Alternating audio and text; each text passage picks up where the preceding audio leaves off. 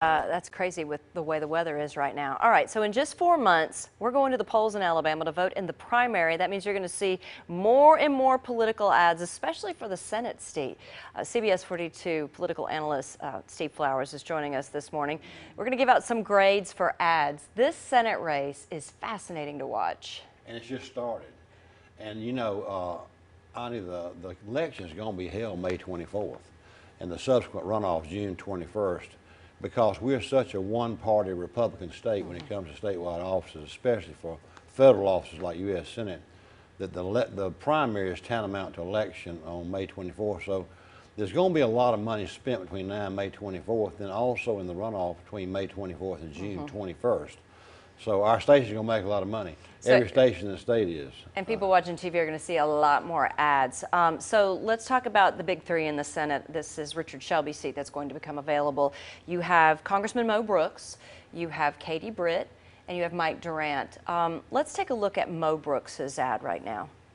Why is Donald Trump backing Mo Brooks for Senate? Mo is someone who has fought harder than anyone else in Congress. He's got courage. He's an honest guy. All right, so all Trump all the time there in the Mo Brooks ad. Your thoughts on that? Well, what they do is these media gurus out of Washington who are high profile, really mean-spirited ad designers, and the last poll, which was very appropriate and accurate by the McLaughlin and Signal polling, indicated that Mo Brooks and Katie Britt, the early starters in this race, were notched at about 28% apiece among Republican primary voters. But the poll also indicated that they didn't know for sure if Mo Brooks was Donald Trump's candidate. Really? Yeah, they weren't aware of that, and so that's why you see this ad is totally designed, because what they do is they poll and they find out what people want to hear and they tell them that. Then they create the ad. And so that is, I can see a direct correlation in that ad. They're trying to say this is Trump's candidate. Right. That's all that ad's about. All right, let's move on to Katie Britt. She's talked a lot about her faith in her ads. Here's hers. My faith and relationship with the Lord guide my everyday life. Being pro-life and pro-Second Amendment doesn't make me radical. It makes me American.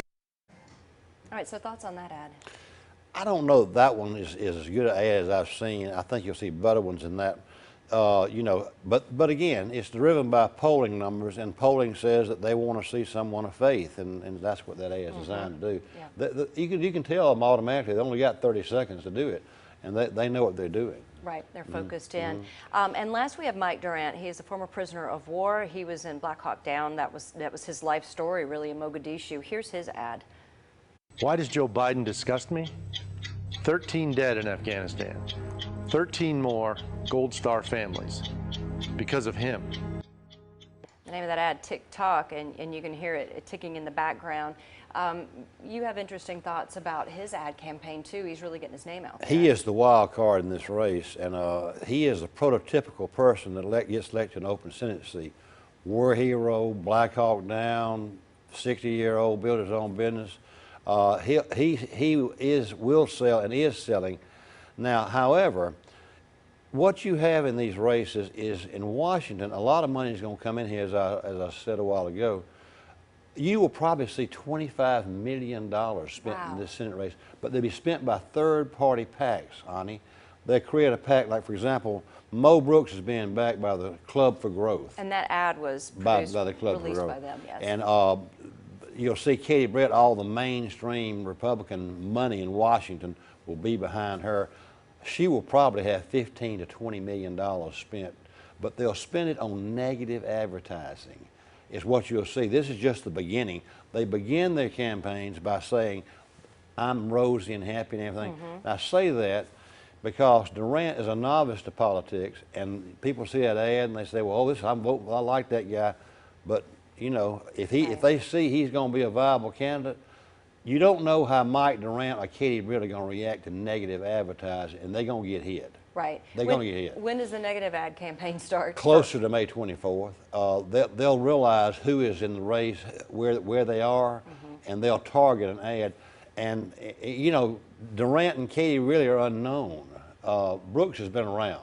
So if they want to come out on ads with him, they can go back into the, his past, political past. But for them, and how they react to it you know, how you respond. You got to have someone, if someone attacks you and says you beat your dog last night, then he beats his dog up every night, or kills dogs, or kills cats, or whatever they're going to say about him, you know, then you got to be able to come back and say, no, he didn't. He beat his grandmama in the nursing home. You know, oh my. So I mean, so This is going to be a you're going to see it that fascinating- negative, you know. Yeah. No, he went up and stole Yeah. his grandmama's money in the nursing home and Right. beat her up. You know, and you're going to see that kind of stuff because those guys in Washington, they pay high dollars for these ads. They like to go negative. It's about to take a turn too. Steve, always great to talk with you. So Thank you, much Amy. more to talk about with you. We'll be doing that in the coming weeks, and we'll be right back here on the CBS 42 Morning News.